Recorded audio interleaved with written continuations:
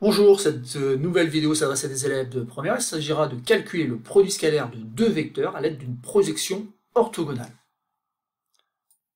Alors ici c'est un exercice pas très compliqué. L'énoncé de cet exercice, vous pouvez le retrouver dans un livret que vous pouvez télécharger sur mon site, dont l'adresse est affichée sur ma page YouTube, ou alors vous pouvez tout simplement reproduire donc ces trois figures et donc calculer dans chacun des cas le produit scalaire des vecteurs U et V. Donc je vous laisse chercher un petit peu, vous appuyez sur pause et simplement après vous pourrez vérifier vos résultats. Alors passons à la correction de cet exercice. Donc ici on a la chance d'avoir deux vecteurs de même origine. Néanmoins, je peux nommer par exemple ce point-là qui est l'origine des deux vecteurs A. Celui-ci je peux nommer B, donc l'extrémité du vecteur V.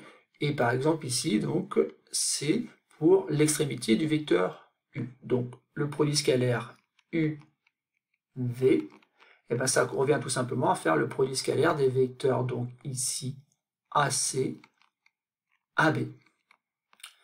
Mais par chance ici, il est assez facile d'utiliser les projections orthogonales. Pourquoi? Parce que par exemple le point B, je peux facilement le projeter sur la droite AC. Et à l'aide du quadrillage, je me rends compte qu'en fait, j'obtiens un point B' qui se trouve là.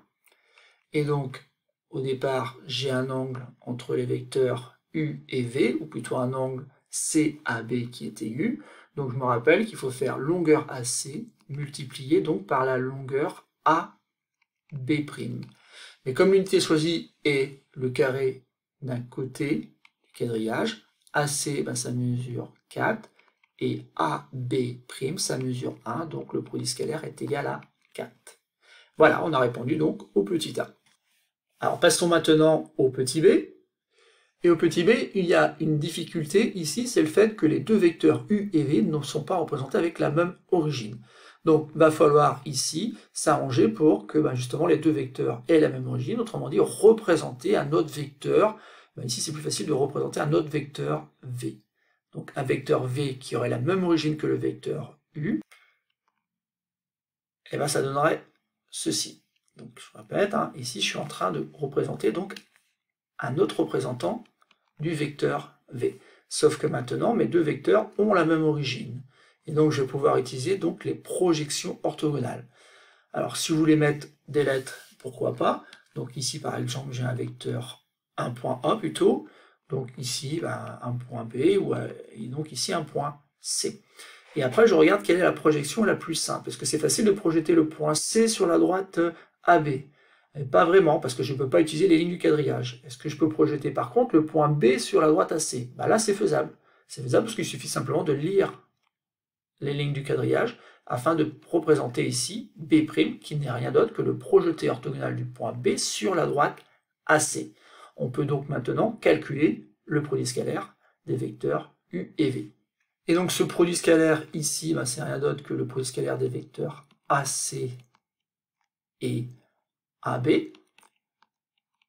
Sauf que on a projeté orthogonalement le point B sur la droite AC, donc ça revient, ici du fait qu'il y a un angle aigu, à faire le produit des longueurs AC et de la longueur donc AB'.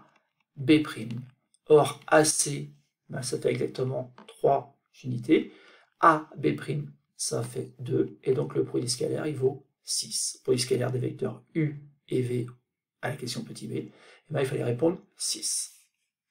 Passons maintenant au petit c. Donc ici on a encore deux vecteurs U et V qui sont représentés, mais qui sont représentés en n'ayant pas la même origine. Donc le premier travail que vous avez à faire, c'est de vous arranger pour avoir deux vecteurs de même origine. Donc ici c'est difficile de représenter le vecteur U à droite ici parce qu'on n'a pas les lignes. Par contre il est possible de représenter un autre vecteur V qui aurait pour origine ce point-là. Donc il suffit simplement d'utiliser le quadrillage, et donc ici vous voyez que je suis en train de représenter un autre vecteur V afin de pouvoir calculer donc le produit scalaire des vecteurs U et V. Alors pour cela on peut rajouter une nouvelle fois des lettres, donc on a A, B et C par exemple, et ensuite on se pose la question de savoir comment calculer ce produit scalaire des vecteurs AB et AC. Il va falloir trouver une projection orthogonale. Donc projeter le point B sur la droite AC, c'est possible, sauf que ça sort de la figure et que ça va être difficile après d'utiliser les longueurs. Par contre, projeter donc le point C sur la droite AB, c'est très simple. Il suffit tout simplement de suivre les lignes du quadrillage. Et donc ici, eh ben, j'ai un point C', et donc j'obtiens donc AC' qui va me permettre donc de calculer le produit scalaire des vecteurs U et V. J'oublie pas que on a affaire ici à un angle qui est obtus. Et donc comme cet angle-là est obtus, la définition nous dit que c'est tout simplement moins la longueur AB multipliée donc par la longueur AC'. Et en utilisant donc le quadrillage, on voit que ça fait moins 3 multiplié par 1. Et donc ici on a un produit scalaire qui est négatif, qui vaut moins 3. Voilà, c'est tout pour cette petite vidéo. La seule chose à retenir, c'est qu'il ne faut pas hésiter à représenter un autre vecteur V afin d'avoir deux vecteurs de même origine. Et ensuite, utiliser astucieusement la projection orthogonale afin de déterminer la valeur du produit scalaire.